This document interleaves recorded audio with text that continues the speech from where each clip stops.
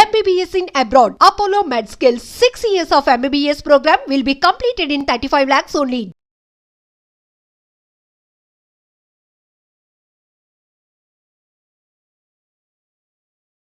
ఎన్ని డేస్ వరకు ఉండాల్సి ఉంటుంది సర్జరీ అయిన తర్వాత హాస్పిటల్లో? పోస్ట్ ఆపరేటివ్లీ కొంత కేర్ తీసుకునే పాయింట్స్ ఇంపార్టెంట్గా ఏంటంటే, నంబర్ 1, నడుస్తున్నప్పుడు ఎప్పుడైనా సడన్గా స్ట్రెచ్ చేయకూడదు. ఒకసారి ఇంకా మీరు వాళ్ళకి ఆపరేషన్ చేయాల్సిందే, ఈ ట్రీట్మెంట్ ప్రాసెస్ మొదలు పెట్టాలి అన్న తర్వాత ముందుగా వాళ్ళు ఏమైనా జాగ్రత్తలు తీసుకోవాల్సి ఉంటుందా బిఫోర్ ఆపరేషన్? చాలా మంది నా దగ్గరికి వచ్చి ఎట్లా అనుకుంటారంటే, బ్లడ్ టెస్ట్ చేసేసాం కదా, రేపు మార్నింగ్ సర్జరీ అయిపోతే అయిపోతుంది అని. చాలా మందికి సర్జరీ తర్వాత బీపీ అయినా షుగర్ అయినా కూడా చాలా ఎక్కువ అయిన ఛాన్సెస్ ఉంటాయి. సర్జరీ అంటే ఖచ్చితంగా కోతలు ఉంటాయా? ఇప్పుడు ఈ సర్జరీ ఎలా ఉంటుంది? దీంట్లో బేసికల్గా ఫస్ట్ ఆఫ్ ఆల్ అబ్డామిన్ది తీసుకున్నాము అంటే అండి, first of all fat extra అయితే ఏదైతే ఉంటుందో లైపోసెక్షన్ తోటి అది తీసేస్తాం.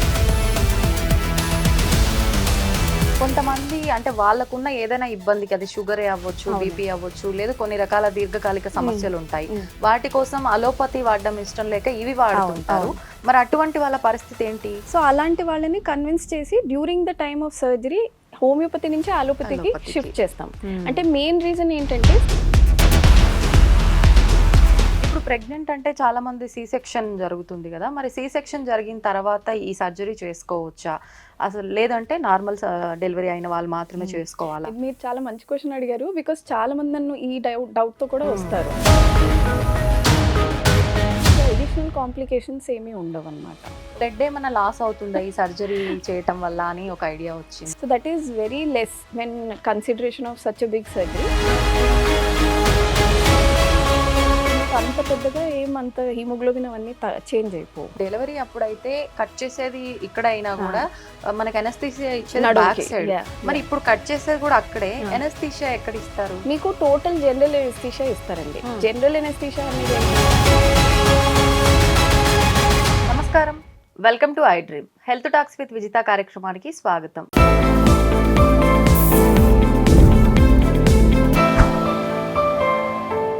ప్రస్తుతం మనతో పాటు ఉన్నారు medical director and consultant plastic surgeon doctor Varanika garu. ఇప్పుడు వారితో మాట్లాడి చాలా విషయాలు మాట్లాడాల్సింది, అవన్నీ కూడా మాట్లాడేద్దాం. అవన్నీ ఏంటి అనేది మీరు వీడియో చూస్తే మీకే అర్థమవుతుంది. నమస్తే అండి. నమస్తే అండి. వర్ణిక గారు, లాస్ట్ టైం మనం వీడియో చేసినప్పుడు అన్నీ అసలు ఏంటి ఏంటి ఏంటి ఏంటి అని కొంచెం కొంచెంగా టచ్ చేసి వదిలేసాం. చాలా మంది అడుగుతున్నారు ఒక్కొక్క టాపిక్ తీసుకొని దాన్ని డీటెయిలింగ్గా చెయ్యండి, మాకు యూజ్ అవుతుంది అని చెప్పి. అందులో భాగంగా నేను ఒక కొత్త విధానం గురించి విన్నాను, అది ముందరే ఉందేమో, నేనైతే కొత్తగా విన్నాను, మామీ మేక్ ఓవర్ అని చెప్పి. ఏంటి మామీ మేక్ ఓవర్? సో మామీ మేకోవర్ అనేది చాలా ఏళ్ల నుంచి ఉందండి, కానీ ఇప్పుడు రీసెంట్ టైమ్స్లో నేను చెప్పినట్టు బాడీ అవేర్నెస్ పెరిగాక అది చాలా ట్రెండింగ్ టాపిక్ లాగా స్టార్ట్ అయింది. సో ఒక ఫీమేల్కి ప్రెగ్నెన్సీలో చాలా హార్మోనల్ ఫ్లక్చుయేషన్స్ ఉంటాయి. ప్రెగ్నెన్సీ అయ్యాక కూడా బ్రెస్ట్ ఫీడింగ్ కొంతమంది 6 months చేస్తారు, 1 year చేస్తారు. సో ఆ పీరియడ్ ఆఫ్ టైంలో కూడా హార్మోన్స్ చాలా యాక్ట్ చేస్తాయి కనుక బాడీ షేప్ అనేది మారిపోతుంది. సో చాలా మందికి దాంతో ఎట్లా అంటే మెంటల్గా కూడా, లేదంటే ఒక సెల్ఫ్ ఇమేజ్ అయినా కానీ చాలా తక్కువ అయిపోతుంది అనమాట. బికాస్ బిఫోర్ వాళ్ళు చాలా మంచిగా ఎక్సర్సైజ్ చేసుకుంటూ డైట్ చేసుకుంటూ మెయింటైన్ చేసుకుంటారు, కానీ వన్స్ ఒక పిల్ల ఆర్ పిల్లాడు పుట్టాక maintaining the body is number 1 very difficult. Second of all చేసినా కానీ చాలా ఏమవుతుందంటే ఈ హార్మోన్ రిలేటెడ్ ఫ్యాట్ను ఈ స్కిన్ ఏమైతే ఉంటుందో అది తగ్గదన్నమాట. సో అలాంటప్పుడు to help them this is a procedure called mommy makeover. దీంట్లో బేసిక్లీ ఏంటంటే 2 areasలో ఫోకస్ చేస్తాము. First is breast, second is abdomen అనమాట. సో చాలా మందికి ఇలాగ లాక్టేషన్ అంటే బ్రెస్ట్ ఫీడింగ్ తర్వాత, ప్రెగ్నెన్సీ తర్వాత సడన్ గా బ్రెస్ట్ సైజ్ పెరగడం, లేదంటే సడన్ గా బ్రెస్ట్ డిఫ్లేట్ అవ్వడం, ఇట్లాంటివి అవుతాయి. సో ఆ బ్రెస్ట్ సైజ్ షేప్ ని కరెక్ట్ చేయడం is one part. Second part is నేను చెప్పినట్టు ఇది అబ్డామిన్ చాలా ఎక్కువ పెద్దగా అయిపోయి సడన్ గా తగ్గుతుంది, కానీ ఆ సాగింగ్ స్కిన్ ను ఫ్యాట్ మిగిలిపోతుంది. సో అది కరెక్ట్ చేసేది ఇస్ ద సెకండ్ పార్ట్ అనమాట. ఓకే, ఇప్పుడు మనం పర్టికులర్ గా మన అబ్డామిన్ పార్ట్ గురించి కనుక తీసుకున్నట్టయితే, ఇప్పుడు ఇది అంటే మీరు ఎక్స్ట్రా ఉన్న ఫ్యాట్ ని తీసేయడమే కాదు, మనకు Skin స్ట్రెచ్ కూడా, మార్క్స్, yeah. స్కిన్ అంతా కూడా మనకు నార్మల్ గా ఉండేటట్టుగా Yeah. చేసే విధానం అని Yeah. చెప్పారు. కానీ మనం ఎటువంటి ట్రీట్మెంట్ చేసినప్పటికీ కూడా ముందులా ఉన్నంతలా అయితే మనం తీసుకురాలేము అంటారు కదా, అది Definitely. వాస్తవమా? అవును. ఇప్పుడు దీంట్లో ఎంత రిజల్ట్ సో ఉంటుందంటారు? ఇప్పుడు మీకు ప్రీవియస్ ఎట్లా ఉంటుందో బాడీ దానికి 80-90% మనం దగ్గరికి తేగలం, కానీ ఎప్పుడైనా 100% అనేది ఇట్ ఈస్ వెరీ డిఫికల్ట్. ఎందుకంటే మీకు ఈ ప్రెగ్నెన్సీ అయినా కానీ లేదంటే సడన్ వెయిట్ గెయిన్ అయినా కానీ మీ బాడీ ఓవరాల్గా చేంజ్ అవుతుంది. సో మీ మసిల్ స్ట్రక్చర్ అయినా బోన్ స్ట్రక్చర్ అయినా కానీ మీ విడ్త్ అయినా కానీ ఇవన్నీ మారుతాయి. అవును. మనం ఇలా ప్లాస్టిక్ సర్జరీ చేసి టమిటక్ ఇవన్నీ చేసినప్పుడు ఓన్లీ స్కిన్ ఫ్యాట్ ఆర్ ఇంకా ఎక్కువ అయితే మసిల్స్, ఈ మూడిటినే మనం చూసుకుంటాం. Okay. మిగతా ఏరియాస్ని మనం టచ్ చేయట్లేదు, చేంజ్ చేయట్లేదు కనుక సో కంప్లీట్లీ లైక్ బిఫోర్ రావడం కష్టం. బట్ యా 80-90% మనం బాడీ షేపింగ్, కాంట్యూరింగ్ అవన్నీ చేయగలుగుతాం. ఓకే. ఇప్పుడు అంటే కొంతమంది వాళ్ళకు వాళ్ళు చూసుకొని నాకు ఇలా సాగిపోయినట్టుగా ఉందని, కొంత ఉన్నదాన్ని అంతలా ఊహించుకొని ఫీల్ అవును. అయిపోయి నాకు సర్జరీ అవసరం అనుకుంటారు. డెఫినెట్లీ. లేదు కొంతమందికి నిజంగానే చాలా Yeah. సాగిపోతుంది, Yeah. చాలా అంటే చూడ్డానికి అగ్లీగా అనిపిస్తుంటుంది. అంటే వన్స్ ఒక క్లయింట్ మీ దగ్గరకు వచ్చినప్పుడు మీరు రిఫర్ చేస్తారా ఇది ఖచ్చితంగా అవసరము అని, లేదు అని చెప్పి, ఎలా ఉంటుంది? సో ఒక పేషెంట్ వచ్చారు అంటే ఫస్ట్ వాళ్ళని ఎగ్జామిన్ చేస్తామండి. And mommy makeover is one of the few cosmetic surgeries which is not only cosmetic, functional కూడా. ఓకే. ఎందుకంటే ఇప్పుడు ప్రెగ్నెన్సీ తర్వాత చాలా మందికి ఏమవుతుంది అంటే మనకి అబ్డామినల్ మసిల్స్ ఉంటాయి, యాబ్ మసిల్స్ అంటాం కదా, అవి సెపరేట్ అయిపోతాయి అన్నమాట. బికాజ్ మన కడుపు పెరుగుతున్న కొద్దీ ఆ మసిల్ కూడా ఆ స్ట్రెస్ అదంతా తీసుకుని మన యూట్రస్ని అకామిడేట్ చేయడానికి అది సెపరేట్ అవుతుంది అనమాట. సో అది ప్రెగ్నెన్సీ తర్వాత దగ్గరికి రావాలి ఐడియల్గా, కానీ నియర్లీ 60% ఆఫ్ ద పేషెంట్స్లో అది దగ్గరికి రాదు, ఎప్పటికీ అది సెపరేట్ అయి ఉండిపోతుంది. దానికి ఒక మెడికల్ టర్మ్ కూడా ఉంది, డయాస్టేసిస్ రెక్టై అని. సో ఫస్ట్ ఆఫ్ ఆల్ ఎవరైనా వచ్చారు అంటే వాళ్ళని ఎగ్జామిన్ చేసి ఇది ఎంతవరకు ఉంది చూడాలి. ఈవెన్ ఇప్పుడు నార్మల్ ప్రెగ్నెంట్ ఫీమేల్స్ కూడా ఇంట్లో అది చూసుకోగలుగుతారు. మీరు ఏం చేయాలంటే just lie down on the bed, కాళ్ళు మడుచుకుని ఉంచి తల ఎత్తండి, ఎత్తి ఒకసారి దగ్గండి. దగ్గి మీరు ఇక్కడ ఫింగర్స్ లోపల పెట్టుకుంటే తెలుస్తుంది అనమాట. సో 1 ఫింగరా 2 ఫింగరా, జనరలీ ప్రెగ్నెన్సీ అయిన వాళ్ళకి ఒక 3 to 4 ఫింగర్స్ వరకు కూడా గ్యాప్ ఉంటుంది. సో 3 to 4 ఫింగర్స్ అంటే ఒక 4 to 5 centimetres or more separate అయినట్టు. సో అలాంటి వాళ్ళల్లో surgery is definitely required and it will be beneficial for them అనమాట. సో ఉత్తి మనం స్కిన్ ఫ్యాటే కాకుండా అబ్డామిన్ కూడా రిపేర్ చేస్తున్నాం కనుక అలాంటి వాళ్ళకి ఎక్కువ బెనిఫిట్ ఉంటుంది. కొంతమంది మీరు చెప్పినట్టు ప్యూర్లీ కాస్మెటిక్ గా జస్ట్ నాకు మెంటల్ గా బాగాలేదు, లేదంటే చాలా డిఫ్లేట్ అవుతుంది కనుక బాడీ ఇమేజ్ సరిగ్గా లేదు అంటే అలాంటి వాళ్ళని ఫస్ట్ కౌన్సిలింగ్ చేసి ఐ ట్రై టు అండర్స్టాండ్ అంటే వాళ్ళ ఎక్స్పెక్టేషన్స్ ఏంటి, వీళ్ళు దేని గురించి చేయించుకుంటున్నారు. మీరు చెప్పినట్టు ఇప్పుడు కొంతమంది వచ్చి నాకు మొత్తం ఫస్ట్ లాగా వచ్చేయాలి అంటే we have to tell them అది అట్లా కుదరదండి, we can own you help you this much అని. సో వాళ్ళ ఎక్స్పెక్టేషన్ రేంజ్ లో ఉన్నారు అండ్ వాళ్ళకి నిజంగానే చాలా డిఫ్లేటెడ్ బ్రెస్ట్స్ ఉన్నాయి, చాలా సాగీ స్కిన్ ఉంది అంటే then we go ahead. Okay.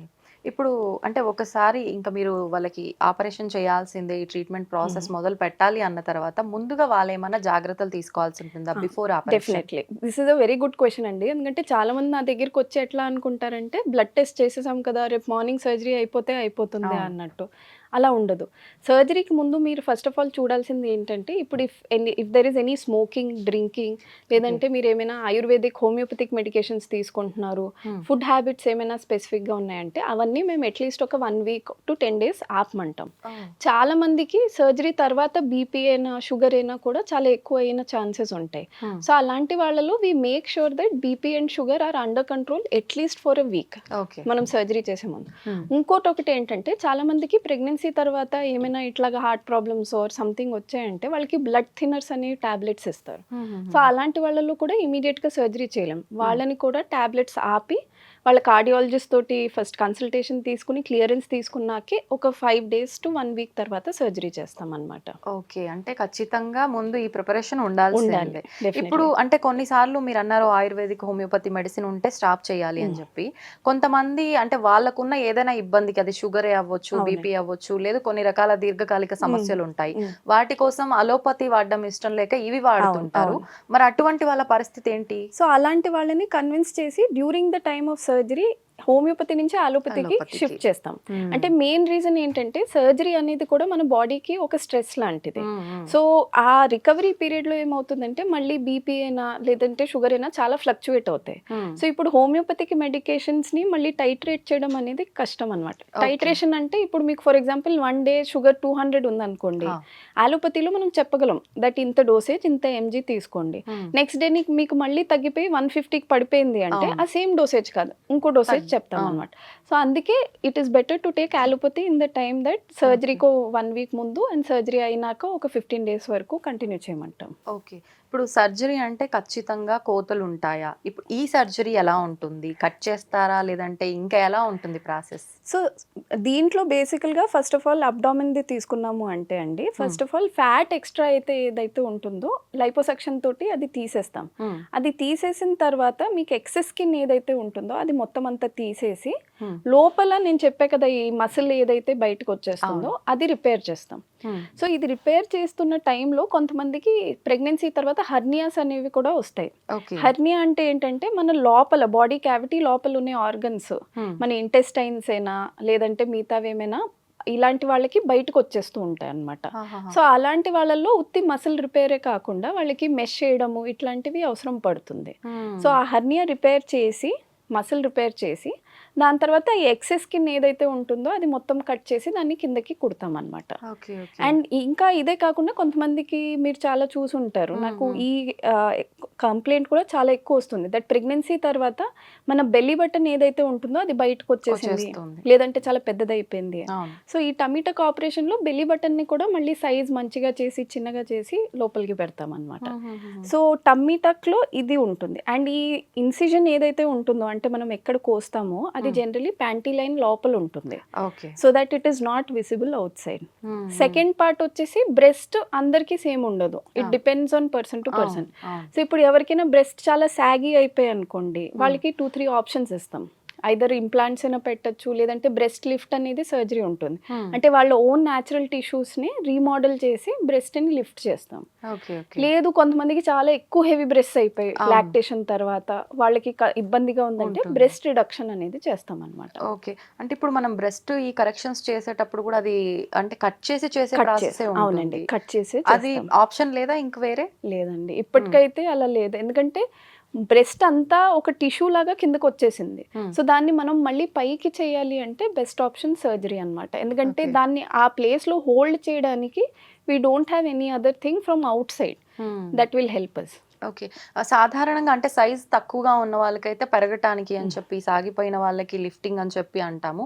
మరి పెద్దగా ఉన్న వాళ్ళకి తగ్గించుకునే ఆప్షన్ కూడా ఉంది. అవునండి, డెఫినెట్లీ దాన్ని బ్రెస్ట్ రిడక్షన్ అనేది అంటాం అనమాట. సో సర్జరీ అప్పుడు కన్సల్టేషన్ చేసేటప్పుడు the patient will generally tell that ముందు ఇట్లా ఉండేది నా సైజు ఇప్పుడు ఇంత పెరిగింది, ఆర్ ఎల్స్ లైక్ నాకు ఇంత సైజ్ వద్దు దీనికి ఒక 1 కప్ తగ్గించండి 2 కప్ తగ్గించండి అట్లా. సో దాన్ని బట్టి మేము మార్కింగ్స్ చేస్తూ వాళ్ళకి ఎంత తగ్గించాలో అది చెప్పి తర్వాత సర్జరీలో అది చేస్తాం అనమాట. So depending on the patients requirement అంటే ఏ కప్ కావాలా సి కప్ కావాలా దాన్ని బట్టి అది మోడల్ చేసి బ్రెస్ట్ని వీ డూ ద సర్జరీ. ఇప్పుడు నార్మల్గా వెయిట్ లాస్ అయినప్పుడు మనం కావాలని తగ్గినప్పుడు అయితే ఖచ్చితంగా పార్ట్స్ అనేది అంటే షేప్లెస్ అయిపోతూ ఉంటాయి. మీరు ఈ త్రూ చేసినప్పుడు ఈ రిడక్షన్ చేసినప్పుడు అలా నార్మల్గా ఉండిపోతుందా టైట్గా, లేకపోతే సాగిపోయినట్టుగా వస్తుందా, ఎలా ఉంటుంది? సో బ్రెస్ట్ రిడక్షన్లో జనరలీ ఇప్పుడు మీరు హెల్దీగా ఉంచుకున్నారు బ్రెస్ట్ అంటే ఇప్పటికైతే నేను అంటే లాంగెస్ట్ నేను చూసింది ఒక 8 years ముందు చేసిన బ్రెస్ట్ రిడక్షన్, అది ఇప్పటికీ కూడా అలానే ఉంది. సో జనరలీ ఏంటి అంటే బ్రెస్ట్ రిడక్షన్ చేశాక వాళ్ళని మేము బ్రెస్ట్ సపోర్ట్కి బ్రాస్ స్పెసిఫిక్గా వేసుకోమంటాం అట్లీస్ట్ ఫర్ 6 months అనమాట. ఈ 6 monthsలో ఏమవుతుందంటే బ్రెస్ట్ టిష్యూ మనం ఎట్లా రీఆర్గనైజ్ చేసామో అక్కడ అలా అతికిపోతుంది. సో ఈ 6 monthsలో వాళ్ళు ఎంత కేర్ తీసుకుంటే లైఫ్ లాంగ్ అట్లా ఉంటుంది అనమాట. So unless and until if they gain suddenly 10 kilos లేదంటే మీరు చెప్పినట్టు సడన్ గా 20 kilos తగ్గినా పైన స్కిన్ లాక్సిటీ పెరుగుతుంది కానీ it will never go back to as bad it was before. అట్లా. ఓకే. అంటే ఎట్లైనా గూడా మనం ఖచ్చితంగా కేర్ అయితే తీసుకోవాలి. definitely. నార్మల్‌గా ఉన్నప్పుడు ఎలాంటి కేర్ తీసుకుంటామో దానికి మించిన కేర్ ఇప్పుడు ఖచ్చితంగా తీసుకోవాల్సిందే. తీసుకోవాలి. ఒక్కసారి మళ్ళా ఇలా సర్జరీ అయిన తర్వాత బ్రెస్ట్‌కి సంబంధించింది ఏ రకమైందైనా మళ్ళీ అది రిపీట్ చేయాల్సిన అవకాశం వస్తుందంటారా? లేదండి. ఒక్కసారి మనం పేషెంట్‌ని అందుకే కౌన్సిలింగ్ అండ్ కన్సల్టేషన్ చాలా ఇంపార్టెంట్. హ్మ్. ఎందుకంటే పేషెంట్‌కి ఒక క్లారిటీ ఉండాలి. అవును. దట్ నాకు సర్జరీ అయ్యాక ఈ షేప్, ఈ సైజ్ కావాలి అని. హ్మ్. ఇప్పుడు మనం ఒకటి మాట్లాడుకుని తర్వాత మళ్ళీ పేషెంట్ దే ఆర్ నాట్ ఆ! హ్యాపీ అంటే అలాంటి సందర్భాల్లో we might have to do another surgery. Okay. But generally because this is such a big surgery hmm. మేము ఒక 2-3 కన్సల్టేషన్స్ తీసుకుంటాం. అంటే వాళ్ళకి ఏ సైజ్ కావాలి, తర్వాత బ్రెస్ట్‌ది ఏమైనా అల్ట్రాసౌండ్ అవసరం పడితే అట్లాంటివి. హ్మ్. వాళ్ళ హిస్టరీ ఏంటి అంటే వాళ్ళ పేరెంట్స్ వైపు, మదర్ వైపు లేకపోతే ఆంట్ వైపు ఎవరికి ఎట్లా ఉంది. హ్మ్. దాన్ని బట్టి బ్రెస్ట్ రీమోడలింగ్ ఎలా ఉంటుందో అది చూసే చెప్తామన్నమాట. ఓకే. ఓకే. ఇప్పుడు అబ్డోమెన్ దగ్గరకొచ్చేసరికి మీరు ఇందాక అన్నట్టుగా ఆ సర్జరీ చేసే విధానం ఓన్లీ ఎక్కడ ఏ పార్ట్ అయితే మనకు ఎత్తుగా ఉందో అంతవరకే ఉంటుందా?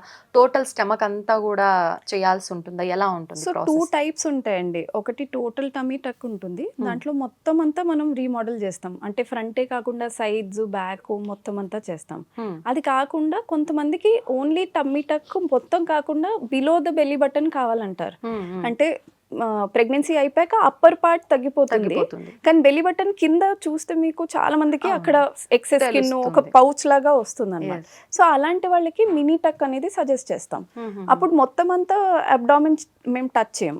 ఓన్లీ మీరు చెప్పినట్టు ఎక్కడెక్కడ ఫ్యాట్ డిపాజిట్స్ ఉన్నాయో అది తీసి ఆ ఎక్సెస్ స్కిన్ తీసి దాన్ని కట్ చేసి సూచర్ చేస్తాం అన్నమాట. ఒకవేళ కంప్లీట్ అబ్డామెన్ చేయాల్సొచ్చినా గూడా కట్ చేసేది మాత్రం మీరు కంపల్సరీ చేయాల్సిందే. కింద ఒక్క దగ్గర యా, యా. మాత్రమే. ప్యాంటీ లైన్ అంతే. దగ్గర మాత్రమే. పైనంతా పైన ఉండవు. అవసరం పైన లేదు. ఉండవు. ఓకే. ఇప్పుడు అంటే ప్రత్యేకించి మామీ మేకోవర్ అనగానే మనకు ఆఫ్టర్ ప్రెగ్నెన్సీ వచ్చే వాటిని కరెక్షన్ చేసుకోవడం కరెక్ట్, అన్నారు. కరెక్ట్. కానీ మనం ఊబకాయంగా ఉన్న వాళ్ళు కూడా చాలా మంది చాలా మంది ఉంటారు. చేస్తారు. వాళ్ళకి కూడా ఈ కరెక్షన్ ఆ. అనేది సో పనికొస్తుందా? చాలా మంది అనదర్ గ్రూప్ ఆఫ్ పేషెంట్స్ ఎవరంటే అండి ఇప్పుడు 100+, 120+ వాళ్ళు ఎవరైతే ఆ. ఉన్నారో వాళ్ళు చాలా సార్లు డయట్ ఎక్సర్సైజ్ చేసి లేదంటే బెరియాట్రిక్ సర్జరీ అండర్గో చేసుకున్నాక హ్మ్. వాళ్ళు ఒక 40-50 కిలోస్ తగ్గారంటే వాళ్ళకు కూడా ఇట్లానే చాలా సాగీ స్కిన్, ఎక్సెస్ ఇట్లాగా లంప్స్ లాగా రావడం ఇవి ఉంటాయి. అవును. సో అలాంటి వాళ్ళల్లో కూడా బాడీ షేపింగ్ సర్జరీస్ అంటాం అనమాట. అప్పుడు మామీ మేకోవర్ కాదు, బాడీ షేపింగ్ సర్జరీస్ అని చెప్తాం. ఓకే. So okay. ఎక్కడెక్కడ వాళ్ళకి ఎక్సెస్ స్కిన్ ఉంటుందో దాన్నంతా రీమోడల్ చేయడానికి ఇలాంటి సేమ్ ప్రొసీజరే వాడతాం అనమాట. హ్మ్.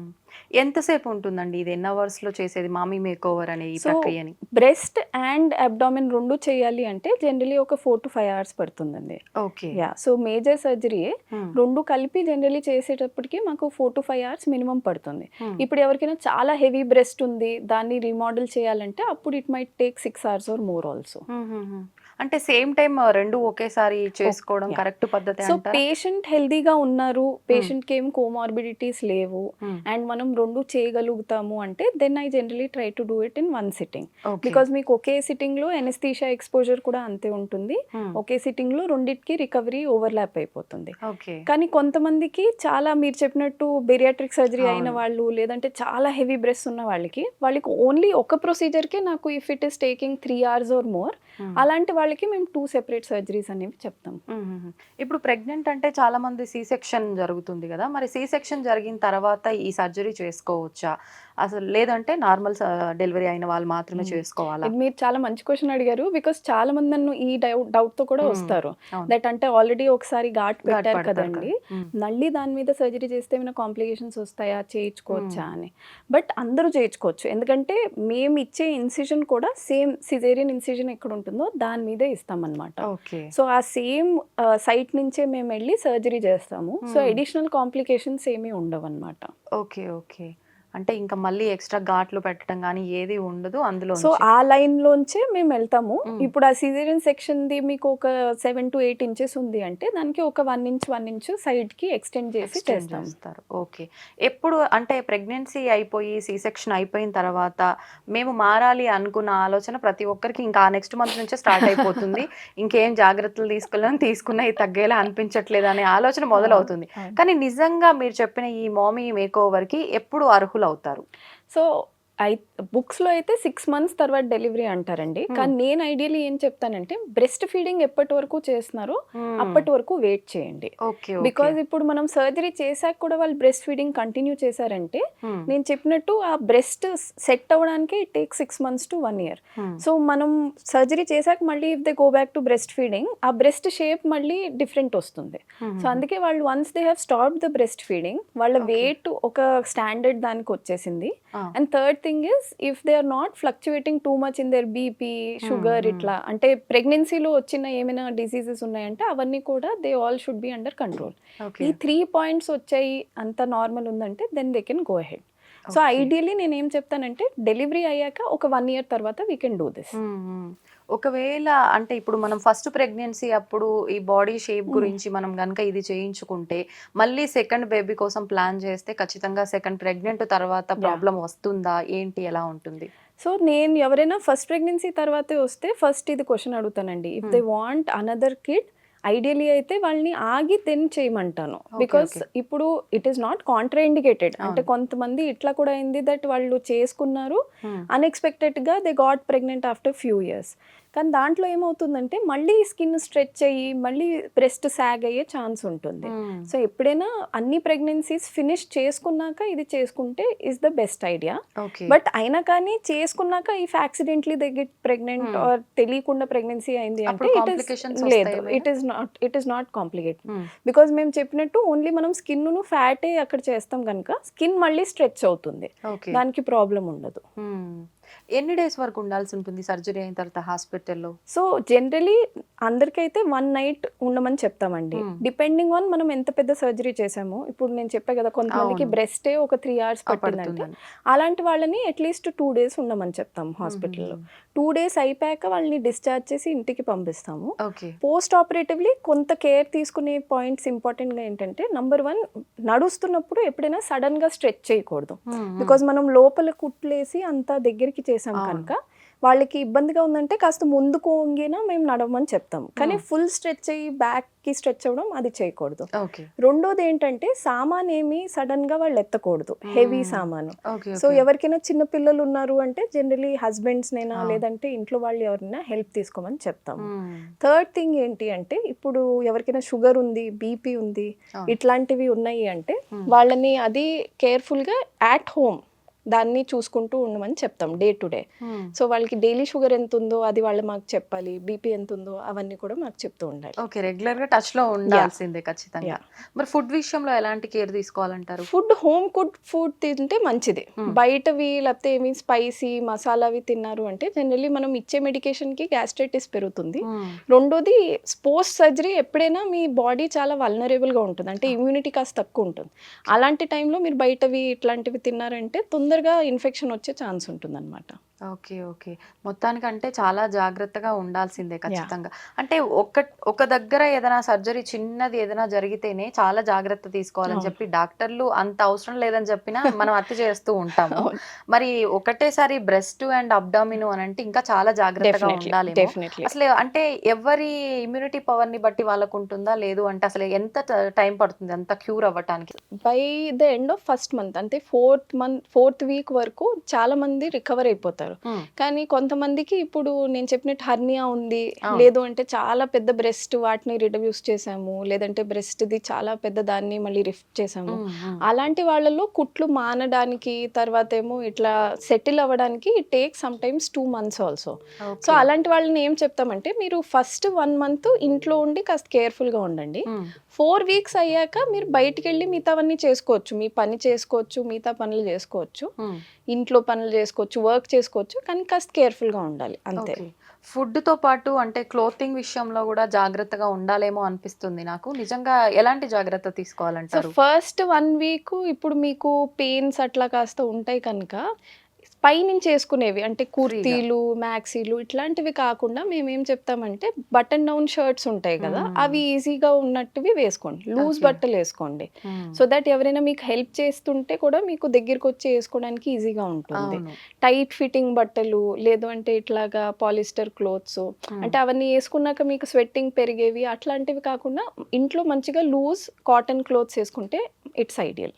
ఓకే, బయటికి వెళ్ళాల్సి ఉన్న వాళ్ళు ఉన్నారు, ఇప్పుడు ఆఫీస్ వర్క్స్ చేసుకునే వాళ్ళు వాళ్ళు ఇన్ని రోజులు క్యూర్ అయ్యే వరకు 4 వీక్స్ 5 వీక్స్ అంటే అవ్వదు. అవును. ఎప్పటి నుంచి వాళ్ళ వర్క్స్ కి వాళ్ళు వెళ్ళొచ్చు అంటారు? సో ఫస్ట్ 1 వీక్ కేర్ఫుల్గా ఉంటే దాని తర్వాత నుంచి they can go slowly. So అలాంటి వాళ్ళని ఏం చెప్తా ఉంటే క్యాబ్ తీసుకుని వెళ్ళండి, ఎక్కువసేపు నుంచొద్దు. అంటే ఇప్పుడు చాలా మంది ఇట్లా ఎలా అంటే ఆర్కిటెక్ట్స్ వీళ్ళందరూ వస్తారు, లేదు అంటే కొంతమంది ట్రావెల్ ఎక్కువ చేయాల్సి వస్తుంది. ఐటీ ప్రొఫెషనల్స్ అయినా కానీ వాళ్ళకి 15 డేస్కి ఒకసారి ఇంకో సిటీస్కి వెళ్ళాలి, ట్రావెల్ ఎక్కువ చేయాలి. ఇలాంటి వాళ్ళలో ఏం చెప్తామంటే బ్రేక్స్ తీసుకుని వర్క్ చేయండి. ఓకే. సో ఇప్పుడు ఎక్కువసేపు నుంచున్నారు అంటే ఒక 1 అవర్ తర్వాత కూర్చోడానికి ట్రై చేయండి, తర్వాత మళ్ళీ చేయండి. ఎక్కడైనా ట్రావెల్ చేస్తున్నారంటే వీక్లీ వన్సే పెట్టుకోండి, ఎక్కువ ట్రావెల్ చేసుకోవద్దు. ఇలా కాస్త బాడీ కేర్ తీసుకుంటూ బ్రేక్స్ ఇచ్చుకుంటూ చేసుకుంటే they can go head with they work.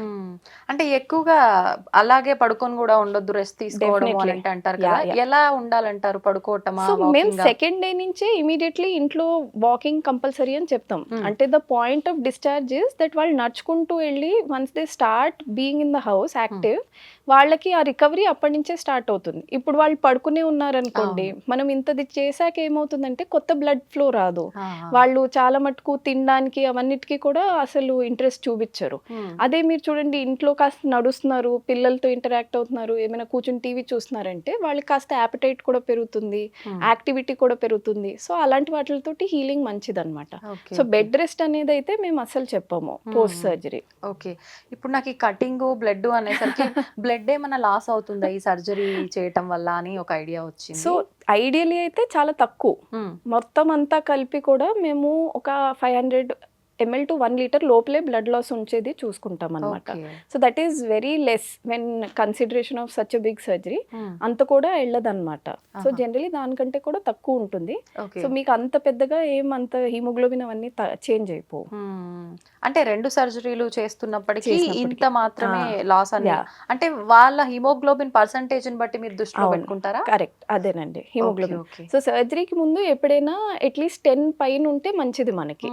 ఎందుకంటే మీరు ఏ మేజర్ సర్జరీ చేసినా కానీ 1 or 2 points పడుతుంది అనమాట. అంటే బ్లడ్ లాస్ అయినా అవ్వకపోయినా స్ట్రెస్ మూలంచి హిమోగ్లోబిన్ 1-2 points పడుతుంది. సో అందుకే ఎవరికైనా 10 పైన ఉంటేనే మేము సర్జరీకి అడ్వైస్ చేస్తాం. ఓకే. ఇప్పుడు ఏ సర్జరీ అయినా చిన్నదైనా పెద్దదైనా ఖచ్చితంగా సర్జరీ అంటే కాంప్లికేషన్స్ వస్తాయేమో, ఇన్ఫెక్షన్స్ వస్తాయేమో అని అంటుంటారు కదా, దీని తర్వాత అలాంటి ఛాన్సెస్ ఏమైనా ఉన్నాయా? ఉంటాయి. ఇది మేజర్ సర్జరీ కనుక దీనికి ఉంటాయి. లైఫ్ థ్రెటనింగ్ కాదు, ఎందుకంటే మనం హార్ట్ మీద లివర్ మీద చేయట్లే కనుక. కానీ ఇది లాంగ్ సర్జరీ కనుక రికవరీ డిలే అయ్యే ఛాన్సెస్ ఉన్న కాంప్లికేషన్స్ ఉంటాయి. So first of all most common ఏంటంటే మన ఇన్సిజన్ కాస్త పొడుగ్గా ఉంటుంది కనుక కొన్ని కుట్లు మానడము, కొన్ని చోట్ల మానకపోవడము అది వస్తుందన్నమాట. సో అలాంటప్పుడు జస్ట్ అది డ్రెస్సింగ్తో హీల్ అవుతుందా, లేదంటే మళ్ళీ అక్కడ ఏమైనా 1-2 కుట్లు వేయాలా, అలాంటివి మనం ఫాలోఅప్లో వాళ్ళు కరెక్ట్గా ఉన్నారు అంటే ఇమీడియట్గా చూసి రిపేర్ చేయొచ్చు. రెండోది ఏంటి అంటే చాలా మందికి వాళ్ళ బాడీ స్వభావం వలంచి ఇంత సర్జరీ చేసే కొన్ని ఏరియాస్లో లిక్విడ్ అంటే ఫ్లూయిడ్ అక్యూములేట్ అయిపోతుంది అనమాట. సో ఇప్పుడు చాలా మందిని చూస్తాం చూడండి, సర్జరీ చేశాక నీ సర్జరీ అయినా హిప్ రిప్లేస్మెంట్ అయినా చాలా వాచిపోతుంది వాళ్ళకి, ఆ వాపు తగ్గడానికి చాలా టైం పడుతుంది. సో అలా కొంతమందికి బాడీ స్వభావం వలంచి అలానే ఫ్లూయిడ్ ఇక్కడ అక్కడ అక్యూములేట్ అయిపోయే ఛాన్స్ ఉంటుంది. ఇది రెండోది. మూడోది ఏంటి అంటే మనం ఇది చేసినప్పటికీ లోపల బ్లడ్ వెసల్స్ చాలా చిన్నవి జాగ్రత్తగా ఉంటాయి, అవి ఏం మేము ముట్టుకోము. కానీ పోస్ట్ సర్జరీ ఎవరైనా సడన్ గా ఇట్లాగా సామాన్ ఎత్తారు, లేదంటే ఏమైనా ఎక్సర్సైజ్ తొందరగా చేయడం స్టార్ట్ చేశారంటే ఆ బ్లడ్ వెసల్స్ ఓపెన్ అయ్యి ఎక్కడైనా కాస్త బ్లడ్ వచ్చే ఛాన్స్ ఉంటుంది అనమాట. సో ఇవన్నీ కూడా చిన్న వెసల్స్ కనుక లైఫ్ థ్రెటనింగ్ ఉండవు, బట్ రికవరీ డిలే అవుతుంది వీటితో. ఓకే. అంటే ఇప్పుడు నెక్స్ట్ ఆప్షన్ ఏంటి? కొన్నిసార్లు ఏదైనా సర్జరీ జరిగిన తర్వాత మళ్ళీ రీసర్జరీ చేయాలి అని అంటూ ఉంటారు, అట్లాంటి అవకాశం ఏమైనా వచ్చి? డెఫినెట్లీ. సో ఈ 3 కాంప్లికేషన్స్ ఏమైనా సివియర్ అయ్యాయి అనుకోండి, అంటే ఆ ఏరియా హీల్ అవ్వట్లేదు, ఇన్ఫెక్షన్ రిపీటెడ్ గా వస్తుంది అంటే అప్పుడు ఆ ఏరియా క్లియర్ చేసి దానికి కుట్లేయడానికి అవసరం పడచ్చు. సిమిలర్లీ ఈ ఫ్లూయిడ్ ఏమైనా చాలా ఎక్కువగా అక్యూములేట్ అయింది అంటే నేను ఒక 10-20 ml కాదు, ఒక 100-150 ml పైన ఎక్కువ అయింది అంటే అలాంటప్పుడు రీసర్జరీ లాగా కాదు, అక్కడ దాంట్లో చిన్నగా మనం ఓపెన్ చేసి అదంతా డ్రైన్ చేస్తాం అన్నమాట ఫ్లూయిడ్. ఇలాంటివి. రివిజన్ సర్జరీ అనేది ఏ సిచ్యువేషన్ లో వస్తుంది అంటే ఇప్పుడు మనం చేసిన దాంట్లో ఏమైనా పెద్దగా ప్రాబ్లమ్స్ వచ్చేసాయి, అలాంటప్పుడే ఏమైనా రివిజన్ సర్జరీ అవసరం పడచ్చు. బట్ జనరల్ గా 95% ఆఫ్ ద టైం మనం చెప్పే ఫాలో అప్ వాళ్ళు కరెక్ట్గా తీసుకుని ప్రోటోకాల్స్ అంతా ఫాలో అయ్యారు, అంటే ఇంట్లో కేర్ తీసుకుని అంతా చేశారు అంటే రికవరీ జనరల్గా బాగా ఉంటుంది. ఓకే. మీరు ఇప్పుడు ఇందాక అబ్డమెన్ సర్జరీ చేసేటప్పుడు కొలెస్ట్రాల్ కోసం ముందుగా లైపోసెక్షన్ చేయాల్సి ఉంటుంది. అంటే చాలా మందిలో లైపోసెక్షన్ అనగానే ఒక అపోహ, ఇది ప్రాణాలకు కూడా ప్రమాదం దీని వల్ల అని చెప్పి చాలా మంది ప్రాణాలు కోల్పోయారు అని చెప్పి వినగానే నాకు కూడా అమ్మో లైపోసెక్షన్ అనిపించింది. ఏంటండి ఇది అపోహనేనా నిజంగా వాస్తవం అంటారా? లేదండి, అపోహమే. బికాజ్ లైపోసెక్షన్ అనేది కరెక్ట్ గా చేస్తే ఇట్ ఈస్ వెరీ సేఫ్. మీరు ట్రైన్డ్ సర్జన్ దగ్గరికి వెళ్ళి చేయించుకున్నారంటే it is not at all life threatening. Because మనం స్కిన్ ను మసల్ మధ్యలో ఉన్న ఫ్యాట్ ని తీస్తున్నాం. We are not going into the body cavity, అంటే లివర్ నో కిడ్నీ నో దేన్ని మనం పట్టుకోవట్లేదు. సో ఆ కరెక్ట్ వాళ్ళ దగ్గర చేయించారు అంటే మీకు కరెక్ట్ టైంలో సర్జరీ కూడా అయిపోతుంది అండ్ పోస్ట్ ఆఫ్ కాంప్లికేషన్స్ కూడా ఎక్కువ ఉండవు. లైపోసెక్షన్ రిలేటెడ్ కాంప్లికేషన్స్ మెయిన్లీ దేనితో వస్తాయి అంటే మనకి ఇచ్చే అనెస్థీషియా రిలేటెడ్ రిస్క్స్ తో వస్తాయి. సో మీరు ఎక్కడైనా మంచి క్లినిక్ లో చేయించుకున్నారంటే first of all they will get a full body checkup. అంటే మీ kidney function, heart function, lung function ఎట్లా ఉంది, అంటే ఇంత పెద్ద సర్జరీ మనం చేస్తున్నామంటే బాడీ తట్టుకోగలదా లేదా, ఎనెస్థీషియా తట్టుకోగలదా లేదా, అవన్నీ చూసాకే అవన్నీ మీరు పాస్ అయ్యారు అంటేనే అప్పుడే పేషెంట్ ని we take off for the surgery అనమాట. ఇవన్నీ అయ్యాక కూడా there will always be 5% risk. అది మనం కుట్లు వేసుకోవడానికి వెళ్ళినా కానీ ఆ రిస్క్ ఉంటుంది, మీరు ఇంకే సర్జరీ చేయించుకోవడానికైనా ఉంటుంది. So all surgeries generally have that 5% risk. అది మన చేతుల్లో ఉండదు. అది ఇప్పుడు ఎనస్థీషియా అన్నారు కదా, అంటే మనకు డెలివరీ అప్పుడైతే కట్ చేసేది ఇక్కడ అయినా కూడా మనకు ఎనస్థీషియా ఇచ్చేది బ్యాక్ సైడ్, మరి ఇప్పుడు కట్ చేసేది కూడా అక్కడే. ఎనస్థీషియా ఎక్కడ ఇస్తారు? మీకు టోటల్ జనరల్ ఎనస్థీషియా ఇస్తారండి. జనరల్ ఎనస్థీషియా అనేది ఏంటంటే మీరు మొత్తం పడుకుని పోతారు టేబుల్ మీద, సర్జరీ అయ్యాక లేస్తారనమాట. సో మీకు అసలు స్పృహ ఉండదు అండ్ పెయిన్ కూడా తెలియదు సర్జరీ చేస్తున్నప్పుడు అసలు. ఓకే.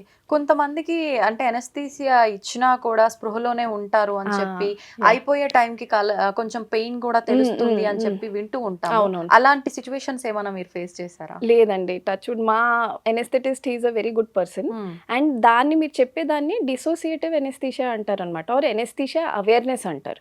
అవేర్నెస్ అంటే సర్జరీ జరుగుతోంది, అనెస్థీషియా ఇచ్చాం అయినా కానీ మాకు అవేర్నెస్ గా ఉంది, తెలుస్తుంది అంతా ఏం జరుగుతుంది. సో అలాంటప్పుడు ఏంటంటే it depends on body metabolism. కొంతమందికి మెడిసిన్ ఇస్తే చాలా తొందరగా బాడీ మెటబలైజ్ చేసేస్తుందంటే దెన్ వాళ్ళకి ఎనెస్థీషియా లైట్ అవుతూ ఉంటుంది అనమాట. సో ఎనెస్థీషియాలో కూడా లెవెల్స్ ఉంటాయి. సో ఇప్పుడు మనం ఉత్తి టోటల్ జనరల్ కాకుండా సిడేషన్ అనేది ఇస్తాం, అంటే వాళ్ళు ఉత్తి పడుకుని ఉంటారు, వాళ్ళకి నొప్పి తెలియదు, బట్ కాస్త మనం లేపాము అంటే వాళ్ళు లేస్తారనమాట. అది లైటర్ ప్లేన్ ఆఫ్ ఎనెస్థీషియా అంటారు. సో మనం జనరల్ లో ఇచ్చినప్పుడు ఏమవుతుందంటే లైటర్ నుంచి డీపర్ ప్లేన్ ఆఫ్ ఎనెస్థీషియాకి వెళ్ళిపోతారు, where they are completely asleep, వాళ్ళ మసిల్ ఫంక్షన్స్ అంతా కూడా మనం చూస్తాము. సో ఇలాంటప్పుడు వాళ్ళు ఈ డీపర్ ప్లేన్ నుంచి లైటర్ ప్లేన్ కి వచ్చినప్పుడు they will be in that state అనమాట, దట్ మాకు తెలుస్తోంది వాళ్ళు చేసేదంతా కూడా ఫీల్ అవుతున్నాము అనేది. సో అలాంటివి ఏమైనా వస్తే ఇప్పుడు టెక్నాలజీ కూడా చాలా ఇంప్రూవ్ అయింది. సో అలాంటివి కూడా కాస్త మనం కనిపెట్టడానికి దెర్ ఆర్ ఇన్స్ట్రుమెంట్స్ అనమాట. సో సర్జరీ అవుతున్న కొద్దీ మనం మానిటర్ చేసే దాంట్లో అవి కూడా పారామీటర్స్ ఉంటాయి. సో వాళ్ళ హార్ట్ రేట్ పెరుగుతుంది, అలా కొన్ని ఉంటాయి అనమాట. అవి చూడగానే ఇమీడియట్ గా వాళ్ళు మెడిసిన్ ఇస్తే అగైన్ వాళ్ళు they go back to the deeper plane. Okay. ఒక్కసారి అంటే కొన్ని సర్జరీస్ అయ్యేటప్పుడు ఆ దానికి సంబంధించిన సర్జనే కాకుండా ఇంకా మిగతా కాంప్లికేషన్స్ కి సంబంధించిన వాళ్ళు కూడా ఉంటారని చెప్పి వింటాము. ఇది చేసేటప్పుడు పర్టికులర్ గా అంటే ఎవరెవరు ఉంటారు, ఏ డాక్టర్స్ ఉంటారు? సో ఇది చేసేటప్పుడు జనరల్ గా ఓన్లీ ప్లాస్టిక్ సర్జన్ అండ్ ఎనెస్థెటిస్ట్ ఉంటారండి. ఏమైనా ఇట్లా హర్నియా రిపేర్స్ అవన్నీ అవసరం పడితే అప్పుడు ఎవరైనా గ్యాస్ట్రో సర్జన్ అయినా జనరల్ సర్జన్ అయినా అవసరం పడొచ్చు. బట్ జనరలీ అయితే ఇదంతా ప్లాస్టిక్ సర్జరీ వాళ్ళే చేస్తారు, because complications related to fat, skin ఇవన్నీ కూడా మేమే చూసుకుంటాము. సో జనరలీ వీళ్ళే ఉంటారు. ఇప్పుడు అంటే కొన్నిసార్లు వీళ్ళు ఆఫీస్కి వెళ్ళాల్సి వచ్చినా అలా ఏమైనా ఉన్నా కూడా మీరు అన్నారు అంటే వాళ్ళు రికవరీ అవుతున్నారు అంటే ఒక 1 వీక్ తర్వాత ప్లాన్ చేసుకోవచ్చు. డ్రైవింగ్ వాళ్ళే చేసుకొని వెహికల్ లో వెళ్లే వాళ్ళు ఉంటారు, అంటే అలా ఎక్కువ దూరం సిట్టింగ్ పొజిషన్ లో, అట్లాంటి వాళ్ళు రిస్క్ అంటారా? సో అలాంటి వాళ్ళని డిపెండింగ్ ఆన్ ద రికవరీ చేయమంటామండి. ఇప్పుడు కొంతమంది ఎట్లా ఉంటారంటే వాళ్ళ బాడీ మెటబాలిజం ఎలా ఉంటుంది, చాలా తొందరగా రికవర్ అయిపోతారు. సో అలాంటి వాళ్ళు ఒక 10 days లో అట్లా రికవర్ అయిపోయారంటే 2 weeks వెయిట్ చేసి దాని తర్వాత డ్రైవింగ్ అవన్నీ స్టార్ట్ చేయమంటాం. కొంతమందికి సర్జరీ ఎక్కువసేపు అయింది లేదంటే రికవరీ స్లోగా ఉంటుందంటే depending on how they are recovering దాన్ని బట్టి చెప్తాం. అలాంటి వాళ్ళని అట్లీస్ట్ ఇంకొక 1.5 month సర్జరీ అయ్యాక 1.5 month అయినా వెయిట్ చేసి దాని తర్వాత డ్రైవింగ్ చేయమని చెప్తాం. ఓకే. పర్టికులర్ ఈ సర్జరీ యొక్క రేటింగ్, సక్సెస్ రేట్ అనేది ఎంత ఉందన్నచ్చు? దీనికి సాటిస్ఫాక్షన్ అంటే ఇలాంటి వాటికి రేటింగ్ అనేది సాటిస్ఫాక్షన్తో చూస్తామండి. సో నిజంగా చెప్పాలంటే 95% కంటే ఎక్కువ సాటిస్ఫాక్షన్ రేట్ ఉంటుంది. బికాజ్ ఫీమేల్ బాడీ అనేది దానికి ఏమేం అండర్గో అవుతామో ఆ బాధలు ఒక ఫీమేల్కే తెలుస్తుంది. ఇంట్లో ఎవరికి చెప్పినా కానీ వాళ్ళకి అర్థం కాదు. సో అలాంటప్పుడు మీరు సడన్గా ఇంత ప్రెగ్నెన్సీ నుంచి వచ్చే చేంజెస్ని రివర్స్ చేసేసి వాళ్ళకి ఒక షేప్ ఇస్తే దే బికమ్ వెరీ హ్యాపీ. ఎందుకంటే this is the only thing probably a mother will do for her self. ఎప్పుడైనా మీరు చూస్తే విమెన్ అనేవాళ్ళు ఒక ఆడది ఫస్ట్ ఫ్యామిలీ గురించి, పిల్లల గురించి, హస్బెండ్ గురించే ఆలోచిస్తారు. సో ఇలాంటప్పుడు ఈ సర్జరీస్ వాళ్ళు they really think a lot and వాళ్ళ కోసం చేసుకోవాలంటే ఒక 4-5 సార్లు ఆలోచించుకుని చేసుకుంటారు. సో అలాంటప్పుడు మేము ఇంత డ్రాస్టిక్ చేంజ్ ఇచ్చినప్పుడు దే బికమ్ వెరీ హ్యాపీ. నిజంగా చాలా హ్యాపీ ఫీల్ అవుతారు. దీనివల్ల స్ట్రెచ్ మార్క్స్ కూడా పోతాయా? సో చాలా మటుకు లోవర్ పార్ట్ లో ఉన్న స్ట్రెచ్ మార్క్స్ అయితే మొత్తం పోతాయండి. కొంతమందికి మొత్తం అబ్డామిన్ ఉంటాయి, అంటే పై వరకు ఉంటాయి. అలాంటి వాళ్ళకి 50% పోతాయి. పైన ఉన్నవి they will still be there అన్నమాట. Okay okay. ఎందుకంటారు అట్లా? అంటే కింద ఉన్నవి ఆల్మోస్ట్ పోయినప్పుడు పైవి ఎందుకు? ఎందుకంటే కింద స్కిన్ మొత్తం మనం తీసేస్తున్నాం కదా, సో అదంతా పోతుంది ఆ ఎక్సిజన్ లో. పైన ఉన్నది ఏంటంటే మనం జస్ట్ స్ట్రెచ్ చేసి కిందకి అంటున్నాం. సో అలాంటప్పుడు పైన ఉన్న మార్క్స్ అవి జస్ట్ దగ్గరికి వస్తాయి కానీ మొత్తానికి పోవు. ఓకే, థ్యాంక్ యూ అండి, థ్యాంక్ యూ వెరీ మచ్. చాలా డౌట్స్ అన్ని కూడా క్లియర్ చేశారు. థ్యాంక్ యూ అండి. Thank you.